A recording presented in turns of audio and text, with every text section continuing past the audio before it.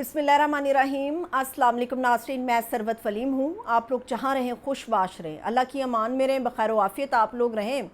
कल शाम 6 बजे जलसा ख़त्म हो गया, मगर पंजाब हुकूमत के अंदर खौफ जो है वो अभी भी बाकी है। और दूसरे अल्फाज में पंजाब हुकूमत बुरी तरह से एक्सपोज हो चुकी हुई है अपने बयानिए के अंदर कि हम पंजाब में बड़े मकबूल हैं या पंजाब में हम बड़ा काम करा रहे हैं।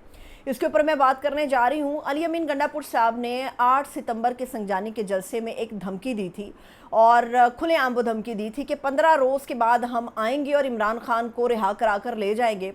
तो 15 दिन तो नहीं हुए, 15 दिन होने में भी अभी एक दिन बाकी है, तो 14 रोज़ आप कह सकते हैं कि 14 रोज़ में इमरान खान साहब को रिहा करा दिया उन्होंने। 13वें रोज़ कार्रवाई डाली गई, 14वें रोज़ के अंदर इमरान खान साहब रिहा हो गए हैं। ये कुछ तफसील आप लोगों के साथ में शेयर करने जा रही हूँ और ये भी आपको बताऊंगी कि पाकिस्तान तहरीक-ए-इंसाफ के लिए एक और मुश्किल खड़ी करने की तैयारी हो रही है, लेकिन ऐसा लगता है कि शायद अब वो मुमकिन ना हो सके। कल जलसे से शुरू करते हैं। जलसा हुआ, खिड़की तोड़ जलसा हुआ। हमसाया मुल्क भारत के अंदर भी बड़ा अशश हो रहा था कि इमरान खान की खुद मौजूदगी तो नहीं है, मगर जलसा तो बड़ा कामयाब हुआ। और पंजाब हुकूमत या पंजाब का दायरा कहा जा रहा था कि उसके अंदर मरियम नवाज़ साहिबा की जो हुकूमत है वो इतनी ज़्यादा पावरफुल है, या दूसरे अल्फाज में उन्होंने पंजाब के अंदर जो है वो दूध और शहद की नहरें बहा दी हैं। तो पब्लिक जो है अब सरासर जो है वो मरियम नवाज़ या नून लीग के साथ खड़ी है। खान साहब को अब कौन पूछेगा। 8 फरवरी के बाद बाज़ाब्ता तौर पे जो पहला बहुत बड़ा खिड़की तोड़ जलसा हुआ वो पाकिस्तान तहरीक-ए-इंसाफ ने कल कर दिया। उन्होंने काना की मवेशी मंडी में साबित कर दिया कि पंजाब के अंदर अभी भी इमरान खान साहब की और पीटीआई की मकबूलियत है। उन्होंने कल साबित किया और बाज़ाब्ता तौर पे पहला जलसा हुआ। कल पहला जलसा ऐसा था जिसमें वर्कर गिरफ्तार नहीं हुए, जिसमें कारकुनान गिरफ्तार नहीं हुए। हाँ, जो लीडरशिप थी या जो सरगर्म लोग थे जिन्होंने लोगों को इकट्ठा करना था, उनके खिलाफ घेरा तंग किया गया। अब सनम जावेद को रोकने के लिए और उनको कंपेनिंग से रोकने के लिए उनके वालिद को पकड़ा गया। अब उनके वालिद को रिहा करने का हुक्म जारी कर दिया गया। और कल अटक का पुल भी क्रॉस हो गया। ये बहुत बड़ी बात थी कि अटक का पुल क्रॉस हो जाए। डिफेंस मिनिस्टर ख्वाजा आसिफ जो हैं वो असेंबली फ्लोर के ऊपर तेरा बाप मेरा बाप करते रहे, और तेरा और मेरा बाप के चक्कर में जो है अली अमीन गंडापुर साहब आए और अटक का पुल क्रॉस करके चले भी गए। उनका एक बाल भी बांका नहीं किया जा सका। इसके अलावा इस जलसे की एक और बड़ी अहम बात थी, वो ये थी कि तारीख़ में, शायद पाकिस्तान की तारीख़ में ये पहला जलसा था जो अपने मुकर्ररा वक्त के ऊपर ज़बरदस्ती बंद करा दिया गया।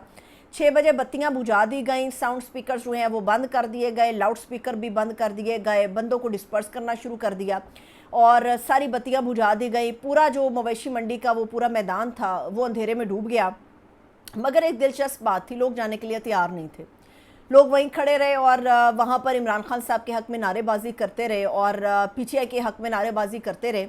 ये अपनी नौइयत का कल पहला जलसा था जिसके अंदर इंतज़ाम करने के लिए मुश्किल से 12 घंटे होंगे या मुश्किल से 10 घंटे होंगे, और इन 10 घंटों के अंदर भी पीटीआई वो पावर शो कर गई जो उनकी हरीफ सियासी जमातें जो हैं वो हफ्ता 10 दिन पहले भी जो अनाउंसमेंट करती हैं उसके बावजूद भी ना इतना बंदा इकट्ठा होता है और ना ही इस किस्म का जलसा होता है।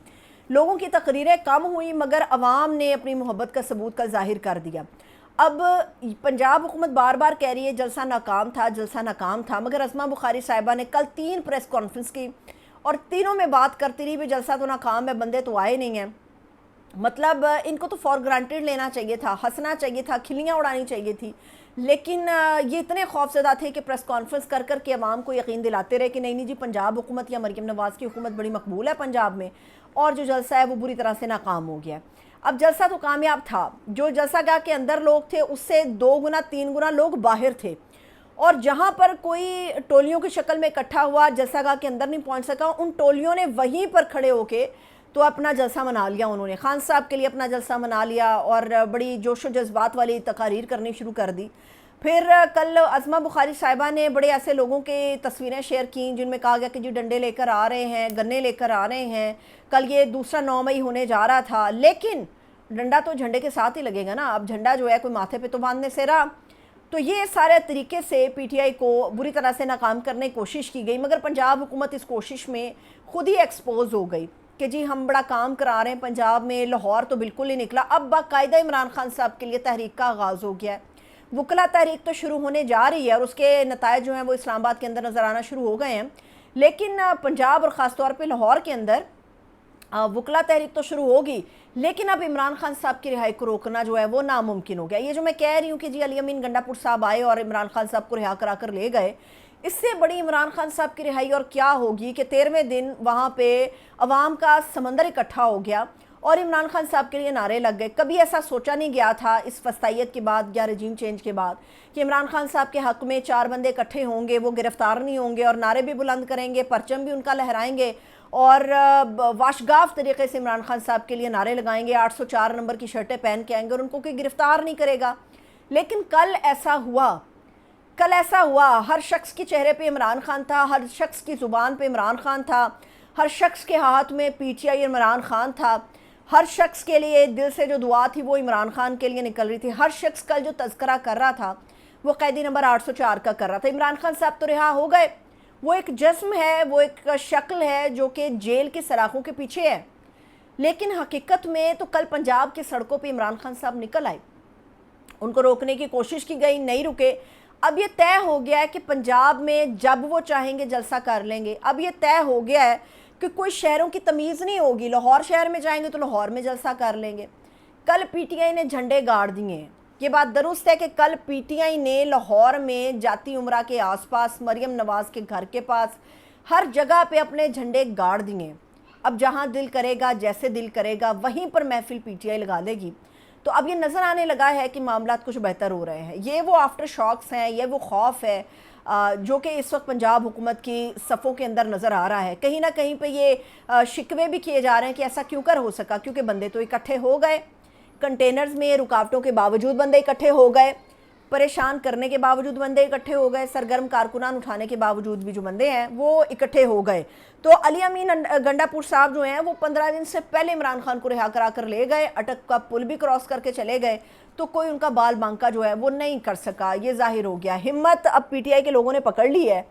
اب نظر آنے لگا ہے کہ پنجاب حکومت کے دن جو ہیں وہ تھوڑے رہ گئے. اسی لیے کوشش ہو رہی ہے کہ کسی بھی طرح سے عدالت کے اندر معاملات ایسے طے کیے جائیں کہ عمران خان کے لیے مشکلات ہوں, یا عدالت نہ بھی ہو, آئینی ترامیم کے ذریعے معاملات ایسے حل کیے جائیں کہ عدالت کے ذریعے بھی عمران خان کو رسوا کیا جائے اور آرمی چیف کی جو ایکسٹینشن ہے اس کے ذریعے بھی عمران خان صاحب کو رسوا کیا جائے. لیکن عمران خان صاحب نے بھی کہا ہے کہ ٹاسک تو میں دے چکا ہوں, ایکسٹینشن تو میں ہونے نہیں دوں گا. اگر ایسا ہوا تو پھر مزاحمتی تحریک ملک گیر ہوگی.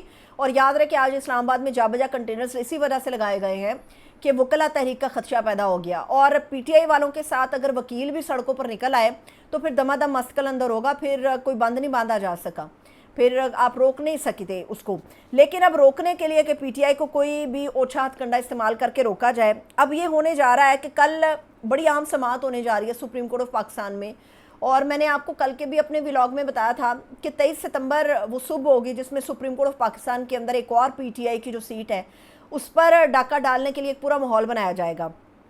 علی گوہر بلوچ صاحب ہیں NA97 سے, انہوں نے ایک ہی مہینے میں دوسری مرتبہ سپریم کورٹ میں اپنی درخواست ڈال دی ہے. پہلے ریجیکٹ ہوگی, اب ایکسیپٹ ہو گئی ہے.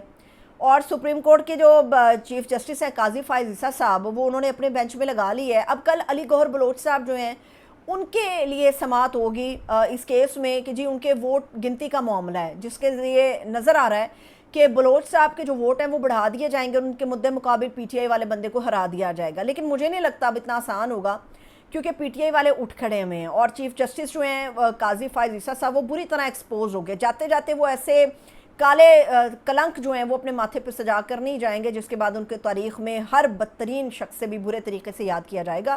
تو کچھ نہ کچھ وہ انصاف لازمی کریں گے. مجھے ابھی بھی امید ہے کہ جاتے جاتے کچھ تو انصاف کریں گے, نہیں کریں گے تو بس ٹھیک ہے, پھر تاریخ میں انہیں ویسے ہی یاد رکھا جائے گا جیسے بہت سارے لوگوں کو یاد رکھا جاتا ہے.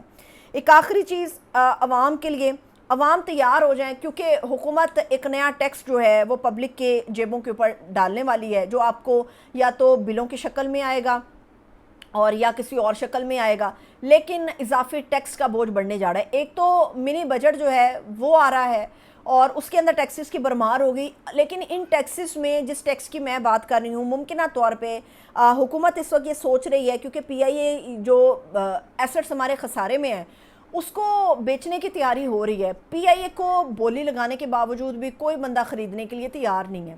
ایک ایسا اثاثہ اور ایک ایسا سفید ہاتھی جو صرف کھاتا ہے اور دیتا کچھ نہیں ہے بدلے میں, اس کے اوپر کوئی بھی کمپنی، کوئی بھی سرمایہ کار، کوئی بھی دنیا کا کوئی بھی حصہ اس کے اوپر انویسٹ کرنے کو تیار نہیں ہے۔